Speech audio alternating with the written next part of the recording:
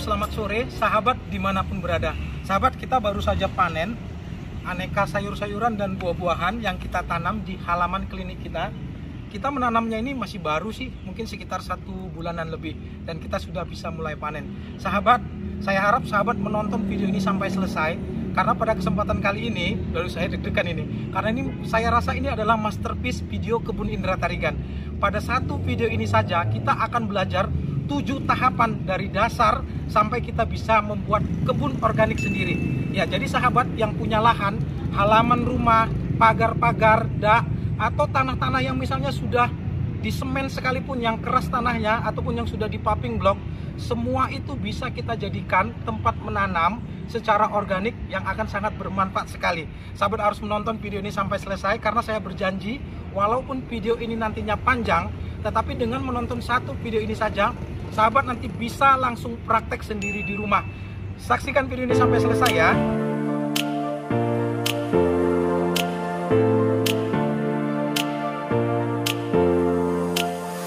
Pertama, ketika kita ingin membuat halaman kita itu menjadi kebun organik adalah melakukan perencanaan dan membuat desain. Sahabat, kenali area lingkungan yang ingin sahabat jadikan kebun organik. Kebun organik atau halaman organik ini, sahabat, bisa di pagar, bisa di loteng seperti saya katakan tadi ya, bisa di halaman yang sudah di paving block, dan semua area-area ini sebenarnya bisa kita rencanakan untuk menjadi halaman organik yang sangat bermanfaat. Yang pertama, kalau saya boleh saran adalah cari inspirasi, ada berbagai banyak desain kebun-kebun organik di internet. Ini yang pertama. Kemudian yang kedua, ketika kita merencanakan untuk membuat desainnya, kenali area yang ingin kita buat itu ya. Perhatikan dari mana arah matahari ya, kemudian arah angin di mana, letak pagar di mana, sumber air di mana ya. Hal-hal ini harus kita perhatikan dan kita tuangkan dalam satu desain. Nah, desain ini nanti kita, misalnya satu lapangan kerja seperti ini, kita bagi-bagi menjadi beberapa kelompok bagian. Kelompok 1, 2, 3, atau 4. Misalnya pada kelompok 1 ini adalah area yang sudah di paving block atau sudah di semen. Nah, ini tentu saja bisa kita jadikan kebun, tetapi nanti sistemnya akan berbeda. Ini nanti kita akan belajar bagaimana cara menanam tanaman berkebun di halaman yang sudah di semen misalnya. Nanti kita akan belajar cara menanamnya, jadi harus menonton sampai selesai. Kemudian area pagar, misalnya pada area nomor ini adalah area pagar. Nah, di area pagar ini nanti kita akan menanam bisa dengan sistem pentrikultur ataupun dengan sistem vertical garden ya, yang menempel di dinding pagar tersebut. Kalau pada sudut-sudut yang lain, misalnya kalau misalnya ada area pohon, mungkin kita akan menanam tanaman-tanaman yang tidak terlalu butuh sinar matahari yang banyak. Nah, pada waktu kita merencanakan dan mendesainnya, ini semua harus sudah kita pikirkan.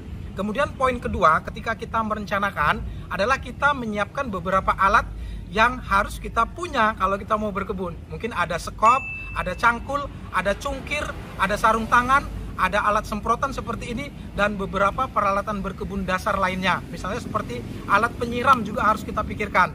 Karena itu, dari awal juga kita ketika merencanakan membuat kebun organik, harus kita pikirkan apakah sistem penyiramannya dengan sistem sprinkle misalnya yang bisa otomatis, atau kita siram manual, atau kita siram dengan selang misalnya. Nah, ini sudah harus dipikirkan dari awal. Nah, ini adalah tahapan pertama dari merencanakan kebun organik di halaman rumah. Kemudian tahapan yang kedua, nah ini penting, sahabat harus tonton dan simak ini dengan baik ya. Ketika kita membuat kebun organik agar ini berhasil, tahapan kedua ini merupakan tahapan yang menentukan, yaitu memilih jenis tanaman.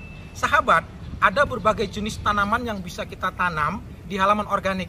Seyogyanya, halaman organik itu merupakan halaman yang produktif, merupakan kebun yang berisi tanaman sayur, tanaman buah, tanaman bunga, tanaman herbal. Nah, jadi pilihannya banyak sekali.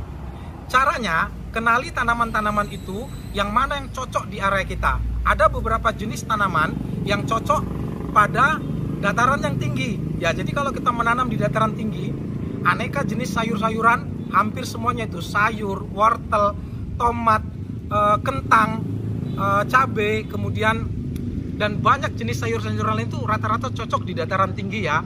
Sedangkan pada dataran rendah biasanya lebih cocok pada tanaman-tanaman buah ya, misalnya padi, pisang, kemudian tanaman, kalau sayur-sayuran masih ada misalnya sawi, selada, dan kangkung, bayam, ini masih cocok di dataran rendah. Nah, ini kenali jenis sifat tanaman yang akan kita tanam disesuaikan dengan dataran tempat kita menanam ya. Itu yang pertama.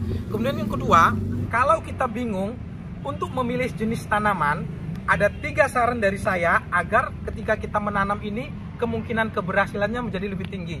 Yang pertama adalah tanam tanaman yang mempunyai nilai ekonomi yang tinggi ya, misalnya tanaman cabai, selada, tanaman pakcoy ya, aneka jenis sawi itu kan juga lumayan mahal ya, kacang panjang, kemudian tomat, kemudian beberapa jenis-jenis aneka tanaman sayuran dan buah yang kalaupun tidak kita makan sendiri, kalau hasilnya nanti banyak ini bisa dijual.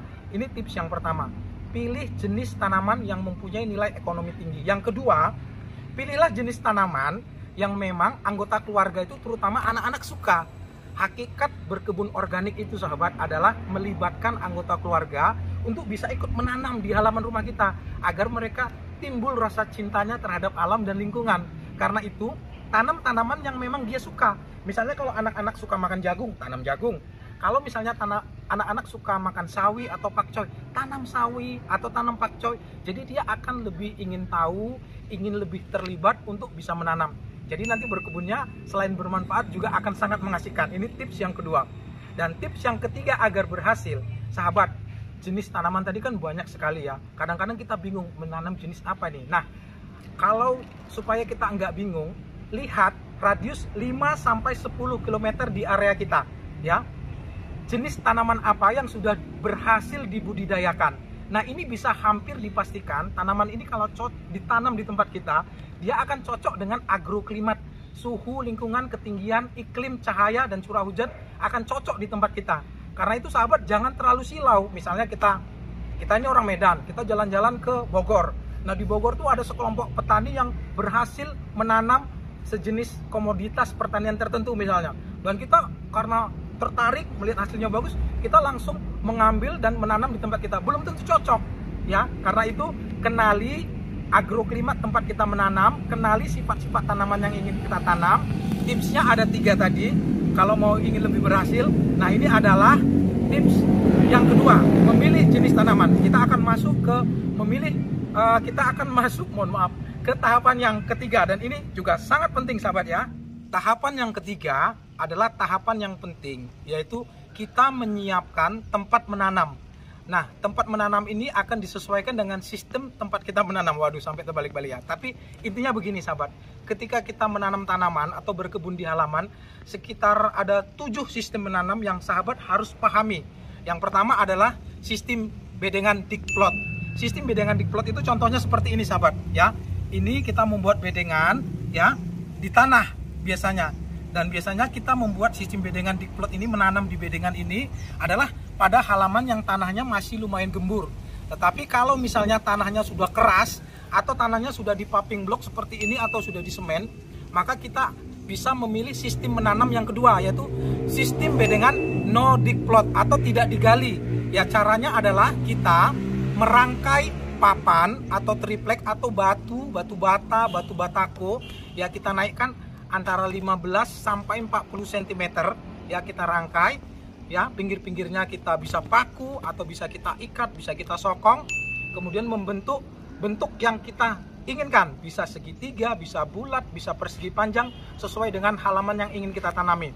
Nah, setelah kita naikkan seperti ini sekitar 15 sampai 40 cm, kita isi dengan media tanam. Ini adalah sistem menanam pada bedengan yang no diplot atau tidak digali. Ini cocok untuk kita tanam pada daerah-daerah yang memang sudah tanahnya keras ataupun daerah-daerah yang sudah kadung kita semen ataupun paving block. Ini adalah sistem menanam yang kedua.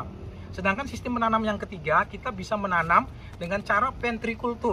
Ventrikultur ini adalah menanam dengan vertikal ke atas. Kita bisa menggunakan pipa paralon yang besar seperti ini, ataupun pot-pot yang besar seperti ini yang kita buat lubang-lubang ya, seperti ini contohnya. Dan ini merupakan salah satu sistem menanam yang sangat cocok pada lahan yang sangat terbatas. Karena ini tidak membutuhkan lahan yang luas, dia akan tumbuh ke atas.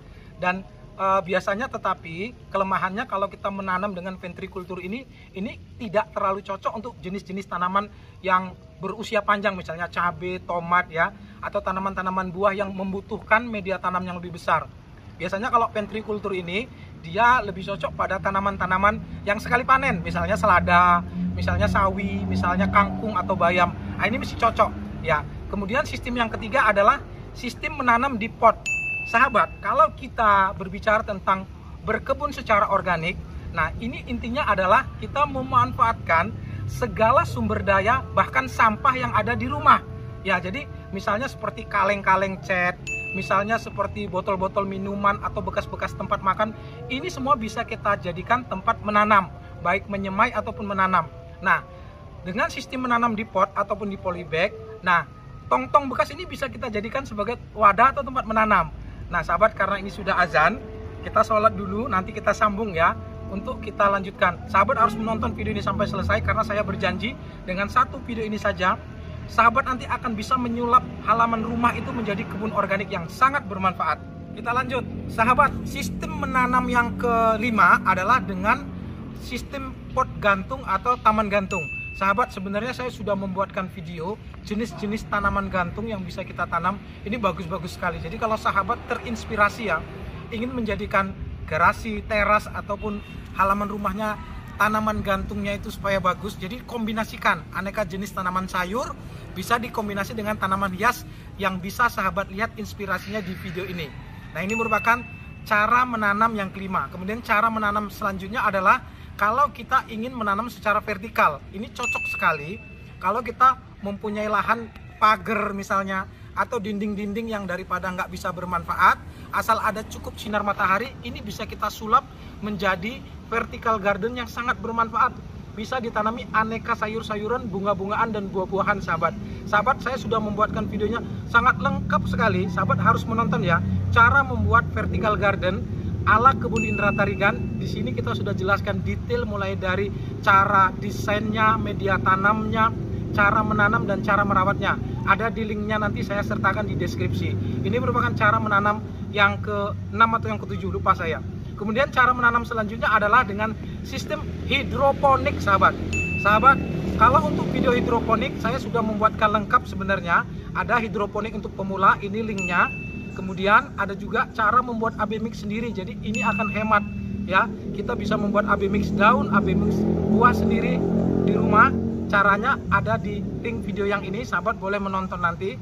Dan cara menanam secara hidroponik ini mungkin agak repot di awal, karena memang dia membutuhkan sirkuit atau sirkulasi yang kita rangkai sebelum kita menanam. Tetapi hasilnya akan menjadi lebih bagus dan lebih lebih segar dan lebih enak rasanya, karena dengan sistem menanam hidroponik ini kita jarang menggunakan pestisida terutama. Nah, ini merupakan jenis-jenis cara menanam yang bisa kita sesuaikan dengan lahan dan keinginan kita masing-masing. Nah, sahabat, kita akan masuk ke tahapan selanjutnya. Tahapan yang keempat adalah tahapan yang paling penting ya. 50% keberhasilan kita bercocok tanam ditentukan oleh tahapan yang keempat ini, yaitu membuat media tanam. Ya, ada banyak sekali rumus cara membuat media tanam, tetapi sahabat jangan bingung. Kalau bisa ya gunakan sebenarnya bahan-bahan organik yang ada di sekitar kita. Bahan campuran media tanam itu bisa campuran antara tanah, pasir, sekam bakar, ataupun tetelan kayu, ataupun kokopit, ataupun bahan-bahan organik lainnya.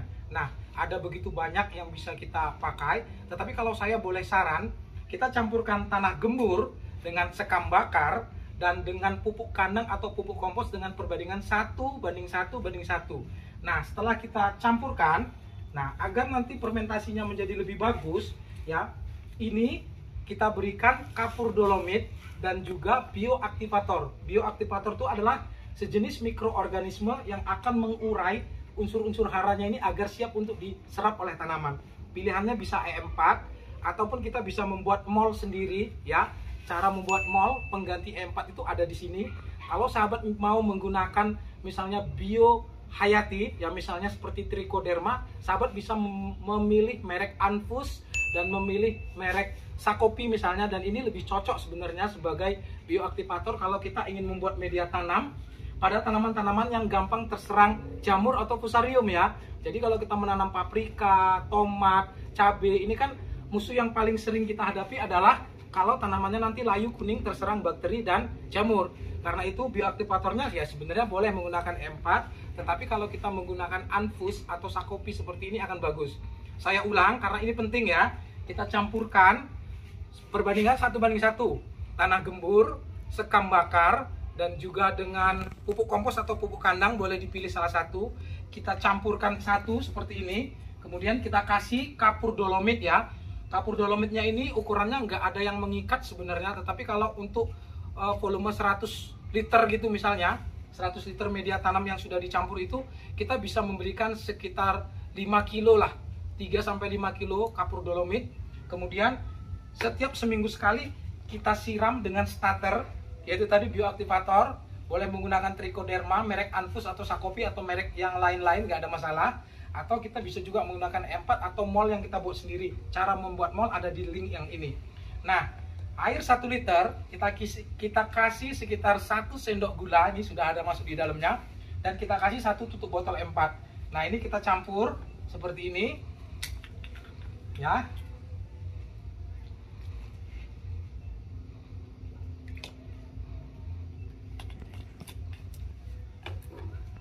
Kalau bisa ini nanti kita siramkan sekitar 1 minggu sekali ya. 1 minggu sekali, dan ini diaduk sebenarnya kalau mau lebih bagus lagi biar cepat jadi. Setelah diaduk nanti ini ditutup. Kita tunggu fermentasinya antara 1-3 bulan agar hasilnya maksimal. Dan ini nanti akan menjadi media tanam yang sangat bagus sekali untuk kita menanam. Cara membuat media tanam ini sudah saya jelaskan secara detail sekali di video saya yang ini. Jadi tonton, saya sertakan linknya ada di deskripsi. Ini adalah tahapan yang keempat, membuat media tanam. Kalau terutama kita ingin menanam di pot, di polybag ataupun di wadah-wadah ya. Tahapan yang kelima yaitu proses menanam. Kita akan pindah agar sahabat bisa langsung melihat, agar bisa praktek sendiri nanti di rumah. Ini merupakan proses yang juga sangat penting, yaitu bagaimana cara menanam dari awal sampai kita memindahkan ke tempat menanamnya nanti, sahabat ya. Tahapan yang kelima adalah tahapan menanam. Ketika menanam ini ada beberapa proses atau tahapan lagi yang harus kita lalui, yaitu pertama adalah menyemai, dari biji ke semaian, kemudian dari semaian ke menyapih atau penyapihan, kemudian dari penyapihan ini kita tanam ke wadah tempat menanam. Kalau kita menanam di pot atau polybag, di pot atau polybag, atau kalau kita misalnya mau menanam di lahan, kita tanam di lahan. Jadi tahapannya seperti itu ya. Semai bijinya, kemudian semaiannya setelah tumbuh nanti kita sapih, setelah dia tumbuh sekitar 15 sentian. Nah, ini kita usia remaja ini ya, kita tanam di lahan atau tempat menanam. Menyemainya itu kita bisa menggunakan pot tray seperti ini, ataupun kotak-kotak makan yang tidak terpakai ya, atau bekas-bekas styrofoam seperti ini, ataupun papan yang kita buat, kita isi media tanam. Media tanamnya kalau saya boleh saran, campuran antara tanah gembur, pupuk kompos, dan sekam bakar. Ini bagus ya kalau sekam bakar, dia mematikan jamur-jamur agar nanti bibit yang baru disemai itu kan rawan busuk ya, rawan busuk, layu batang. Nah, ini kalau kita menggunakan sekam bakar biasanya jarang terjadi. Nah, sebelum kita semai, kita basahi dulu media tanam dengan air. Jangan air yang berkaporit kalau bisa sahabat ya. Kalau sahabat hanya ada air yang berkaporit, maka endapkan dulu sekitar 3 hari ya, agar kaporitnya berkurang. Nah, biji yang sudah kita siapkan ini kita masukkan sedikit, lalu kita timbun ya. Prosesnya nggak ada yang spesial sebenarnya di sini, hanya saja kita timbun sedikit ya di dalam menggunakan pinset agar kita bisa memilih 1 atau 2 biji saja. Nah, setelah ini semua kita isi, langkah selanjutnya adalah menutup tempat semaian ini.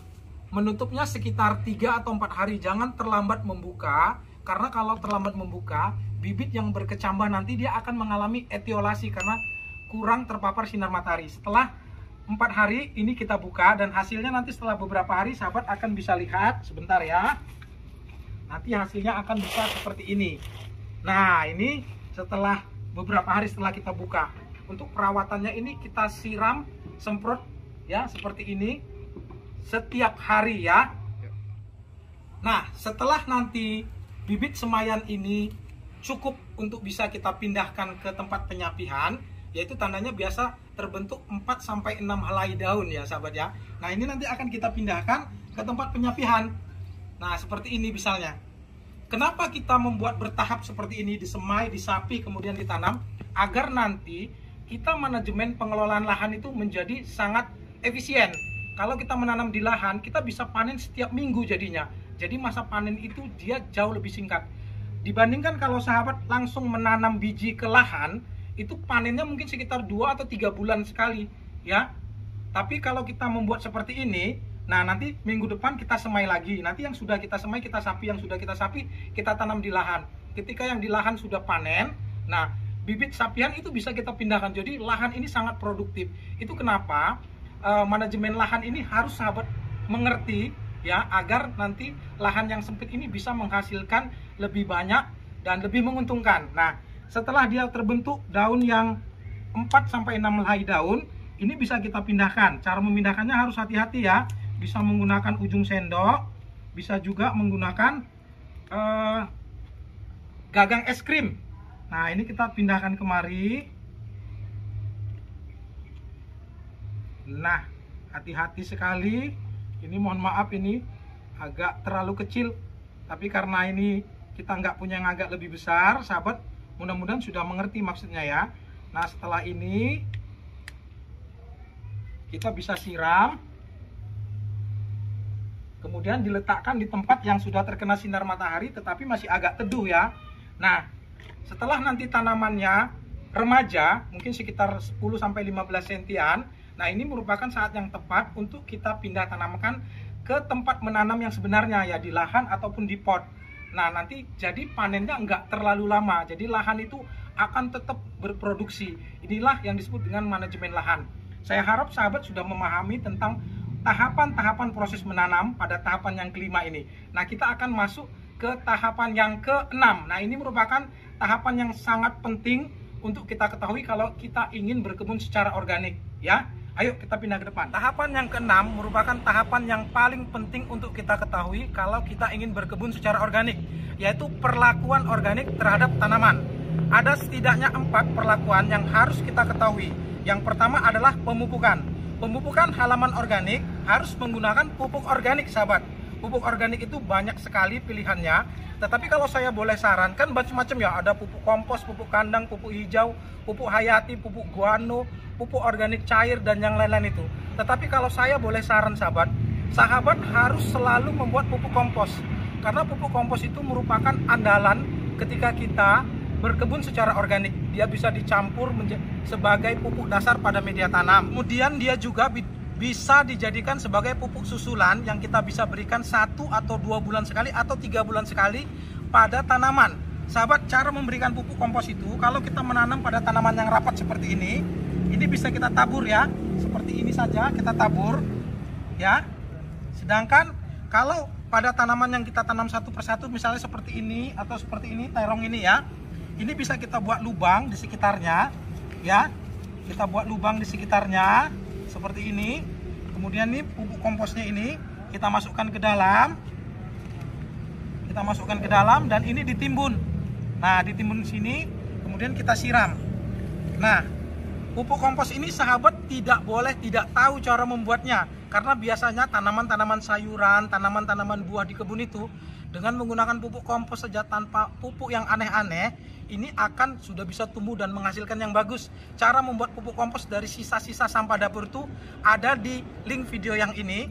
Saya sertakan nanti di deskripsi, sahabat bisa melihat dan harus menontonnya agar bisa berhasil berkebunnya ya.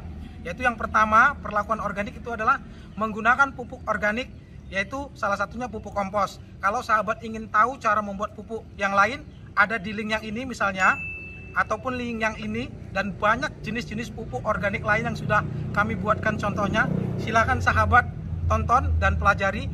Jangan bingung, begitu banyak jenis pupuk organik itu sebenarnya adalah sumber daya kita. Jadi kita bisa membuat sesuai dengan apa yang ada tersedia di sekitar kita. Jadi jangan pula jadi bingung, yang mana saja boleh dipilih ya sahabat ya. Nah, ini adalah perlakuan organik yang pertama, menggunakan pupuk organik. Kemudian perlakuan organik yang kedua adalah menggunakan sumber air yang bersih. Sahabat, kalau kita berkebun secara organik, usahakan jangan menggunakan sumber air yang tercemar.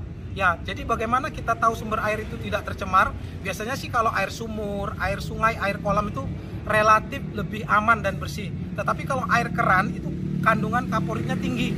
Kalau kita hanya ada air keran, usahakan air kerannya itu ditampung dulu, diangin-anginkan sekitar 2 atau 3 hari, baru kita pakai. Nah, kalau kita ada pertanyaan nih biasanya, boleh nggak menggunakan air parit? Air parit itu nggak boleh digunakan sebenarnya, karena sangat berisiko terkontaminasi bakteri-bakteri yang jahat, dan juga deterjen dan sampah-sampah limbah-limbah rumah tangga yang ya nggak bagus lah untuk tanaman kita dan untuk kesehatan kita.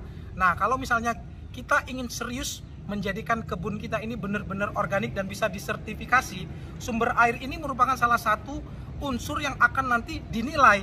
Karena itu kalau kita ingin benar-benar mau organik, air itu ditampung di bak penampungan, dialirkan, kasih eceng gondok sahabat, agar nanti zat-zat racun yang mungkin ada di air itu bisa diserap. Setelah itu alirkan ke kolam yang bisa kita isi ikan.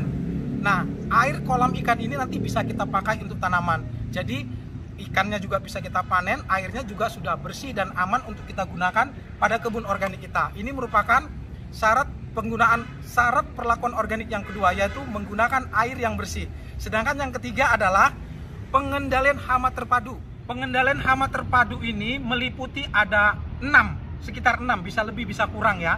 Yang harus sahabat ketahui, yaitu bagaimana kita membuat tanaman-tanaman yang kita tanam di sekitar rumah kita itu menjadi benar-benar organik, bebas dari penggunaan pestisida kimia. Kita membuatnya sehat tanpa harus merusak ekosistem.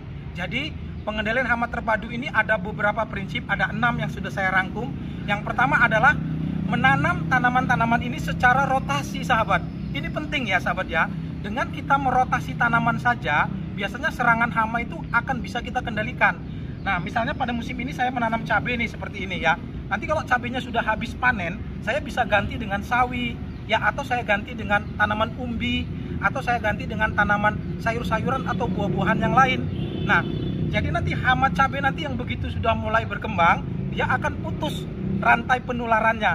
Nah, kalau sudah tanam misalnya setelah menanam sayur-sayuran, nah setelah itu kita bisa menanam ubi jalar misalnya, ataupun kacang-kacangan. Nah, ini juga akan, selain dia bisa memutus rantai penularan hama, dia juga akan menjaga unsur hara di dalam tanah kita itu menjadi tetap terjaga. Jadi istilahnya tanahnya tetap subur. Aduh, saya mohon maaf ya, ini saya agak terburu-buru dan agak kurang konsentrasi karena ini kebunnya di pinggir jalan, agak ribut dan topiknya panjang sekali. Tapi saya harap sahabat sabar ya, karena ini penting agar sahabat bisa memahami secara keseluruhan, sehingga sahabat bisa benar-benar praktek nanti secara mandiri di rumah.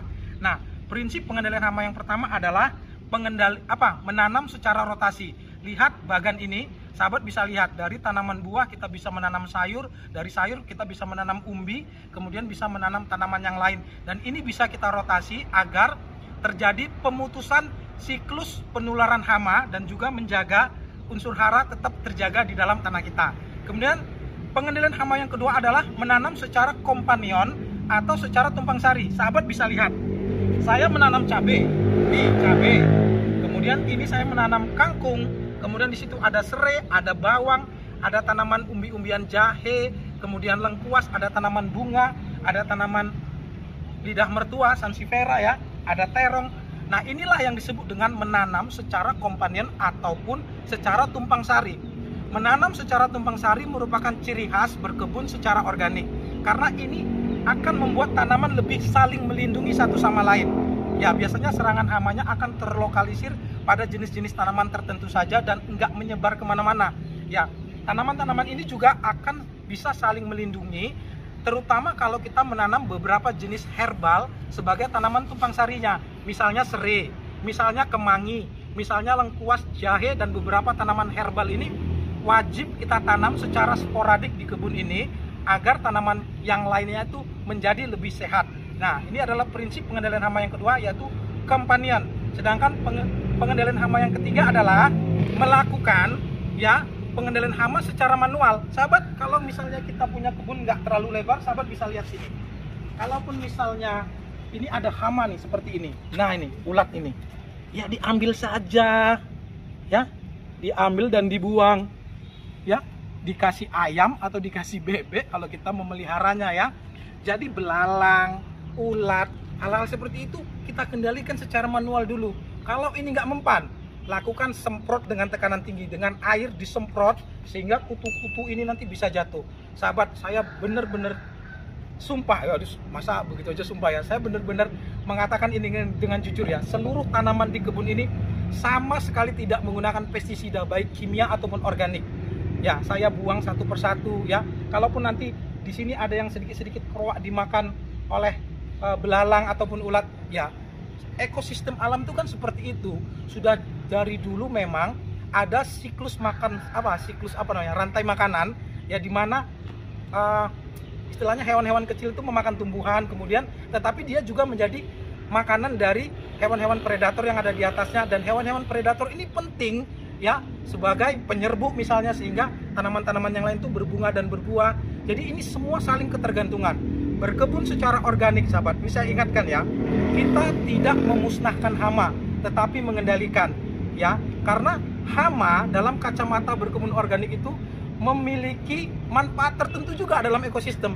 Minimal setidaknya dia menjadi bahan makanan serangga-serangga yang ada di atasnya, yang merupakan mungkin sebagai serangga yang bermanfaat untuk berkebun kita. Lebah dan yang lain itu kan bermanfaat untuk penyerbukannya, dan itu butuh makanan, dan dia memakan ya kadang-kadang kutu-kutu kecil dan yang lain-lain. Jadi sahabat, berkebun secara organik itu seperti itu ya. Kemudian langkah selanjutnya, kalau misalnya manual semprotan tekanan tinggi juga tidak mempan, kita bisa menggunakan jebakan serangga. Jebakan serangga itu ada dua, yellow trap ya, dan jebakan lalat buah misalnya seperti ini. Saya sudah membuatkan lengkap sekali di video ini. Agar tidak terlalu panjang, sahabat tonton aja. Ini penting ya, agar kita bisa mengamankan tanaman-tanaman ini menjadi lebih sehat tetapi tetap organik ya. Hamanya tidak terlalu membeludak tetapi tidak merusak ekosistem. Gunakan jebakan.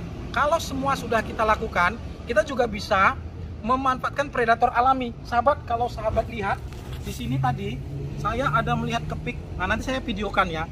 Nah, kepik ini merupakan jenis serangga yang kalau misalnya dia kita biarkan, jangan kita basmi, dia akan memakan kutu-kutu daun yang bisa merusak tanaman. Gunakan predator alami ini ya sahabatnya, jangan dimusnahkan, jangan disemprot dengan pestisida kimia yang nanti membuat predator alaminya pun mati. Nah, kalau memang semua sudah kita lakukan juga nggak bisa bersih tanamannya atau nggak sehat ya, tapi kalau sakit-sakit sedikit wajar ya, tapi kalau tetap nggak sehat, maka kita bisa menggunakan pestisida kimia. Bahan pestisida kimia itu banyak sekali, hampir semua bumbu dapur dan bahan-bahan herbal seperti jahe, lengkuas, kunyit dan lain-lain itu bisa kita pakai sebagai pestisida organik. Kita juga bisa menggunakan sabun cair dengan dosis yang rendah, sabun cair cuci tangan, sabun cair cuci piring, itu relatif aman ya. Tapi harus tahu cara memakainya. Kita bisa melihatnya di link yang ini kalau sahabat mau, atau kalau sahabat nggak mau repot, sahabat bisa membeli senjatanya pestisida organik ya di seluruh dunia, yaitu neem oil atau ekstrak daun mimba.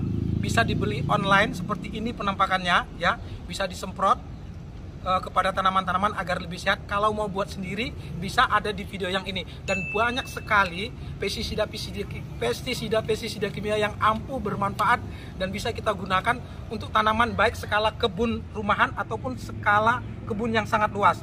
Sahabat, saya sertakan linknya nanti ada di deskripsi. Ini andalan kita ya, dan satu lagi yang ini sahabat harus menonton, saya sertakan nanti di deskripsi. Ini merupakan pengendalian hama terpadu. Perlakuan organik yang terakhir yang harus juga sahabat ketahui adalah ini. Sahabat bisa lihat ini ada Sansevieria atau lidah mertua. Ini merupakan tanaman pembersih udara. Jadi sahabat, kalau kita ingin berkebun secara organik ya, jangan lupakan menanam tanaman pembersih udara. Karena begini sahabat, udara terutama kalau kita menanam di pinggir jalan atau di perkotaan atau di kawasan industri ya, banyak pabrik, itu logam-logam berat itu mau tidak mau akan diserap oleh tanaman-tanaman yang ada di sekitar kita. Karena itu penting agar tanaman-tanaman itu bebas dari residu bahan-bahan berbahaya yang ada di sekitarnya. Kita tanam tanaman-tanaman pembersih udara, contohnya lidah buaya, lidah mertua, lili Paris, dan banyak sekali. Sahabat harus melihat ada 30 jenis tanaman pembersih udara yang selain bermanfaat juga sangat cantik ya. Bisa suplir, aneka pakis-pakisan dan yang lain-lain, ada di link yang ini. Sahabat harus menonton. Jadi tanam tanaman pembersih udara di sekitar kebun kita. Nah, ini merupakan perlakuan organik yang keempat. Nah, kita masuk kepada tahapan yang terakhir, yaitu tahapan yang ketujuh, pemanenan sahabat. Sahabat, sebenarnya memanen tanaman-tanaman organik itu ya nggak ada yang spesial sih sahabat. Tapi istimewanya kita bisa menyesuaikan dengan keinginan kita. Misalnya ini, kalau kita ingin memanen tanaman cabai yang hijau, kita tinggal mengambilnya, saya mohon maaf ya, mengambilnya ketika dia waktu hijau. Kalau kita ingin cabai yang merah, ya kita ambil pada waktu dia merah. Yang istimewa kalau kita menanam di halaman sendiri adalah kita bisa panen sesaat sebelum kita masak. Jadi kita selalu mendapatkan sayur-sayuran, buah-buahan yang segar langsung dari halaman ketika kita mau memasak. Ini dia. Tetapi kalau saya boleh kasih tips, kalau kita ingin menanam tanaman sayur-sayuran agar jangan terlambat, usahakan jangan misalnya sawi ya, misalnya bayam, jangan ketika dia sudah keluar bunga, ini sudah terlambat sahabat ya. Usahakan kita memanennya sebelum itu. Cara memanennya ya macam-macam. Ada yang sistem potong ya, misalnya kalau kangkung ini bisa kita potong, bisa juga kita cabut, terserah kita suka yang mana. Ada juga yang misalnya kita sistemnya kalau pokoknya seperti itulah, sistem potong ataupun sistem cabut ya bisa. Nah, pemanen ini nggak ada yang spesial. Nah, setelah itu, setelah kita panen, apa yang kita lakukan? Adapun perlakuan sayuran-sayuran yang sudah kita panen ini ya sebenarnya standar biasa saja. Biasanya sebelum kita potong-potong, kita cuci bersih dengan air mengalir. Akan lebih bagus kalau misalnya kita merendam dengan air yang kita beri sedikit baking soda, garam, dan cuka. Ini akan membuat tanamannya menjadi lebih segar, lebih crunchy, dan bebas dari misalnya bakteri-bakteri yang ada di pupuk kandang dan yang lain-lain itu, agar jangan sampai mengganggu kesehatan ya. Kita rendam sekitar beberapa menit, antara 5-15 menit. Kemudian ini kita cuci bersih dengan air lagi dan siap untuk kita gunakan. Bisa kita jadikan green smoothie, bisa kita jadikan salad, bisa kita jadikan lalapan, atau kita jadikan aneka sayur-sayuran yang bermanfaat. Ini adalah cara mengolahnya. Kemudian sahabat, mungkin tips terakhir ya sebelum saya akhiri video ini, setelah nanti kita panen ini, pengolahan lahannya itu biasanya adalah kita menggemburkan kembali dan memberikan pupuk dasar. Setelah itu 2-3 hari kemudian kita bisa tanami lagi sahabat, dengan tanaman yang sudah kita sapih ya, sehingga nanti panennya menjadi lebih cepat. Sahabat, mungkin itu saja yang bisa saya sampaikan. Dan kali ini mungkin videonya akan panjang sekali, saya juga nggak tahu, belum saya edit, tetapi semoga saja bermanfaat. Dan sahabat, saya ingin mengingatkan satu lagi, kami sudah membuat satu buku panduan praktis untuk berkebun di rumah. Kita di situ dijelaskan banyak sekali cara-cara menanam tabulampot terutama ya. Juga ada perawatan sayuran dan buah-buahan dan bunga-bungaan. Sahabat, kalau suka berkebun, mungkin buku ini bisa dijadikan panduan ya, agar ya bisa lebih banyak informasi yang bisa didapat. Buku ini bisa dimiliki untuk kita sebagai penghobi dan juga bisa dijadikan hadiah. Kalau sahabat punya keluarga, orang tua, atau siapa saja yang suka berkebun, berikan buku ini. Kalau sahabat ingin memilikinya, bisa dipesan di nomor yang ini ya, silahkan. Mudah-mudahan nanti bermanfaat. Sahabat, itu saja yang ingin saya sampaikan. Semoga video ini bermanfaat. Kalau sahabat menganggap ada manfaat dari video ini, silahkan share video ini sebanyak-banyaknya agar manfaat tersebut bisa sampai ke lebih banyak orang. Akhir kata saya ucapkan terima kasih. Assalamualaikum warahmatullahi wabarakatuh. Kita panen ya.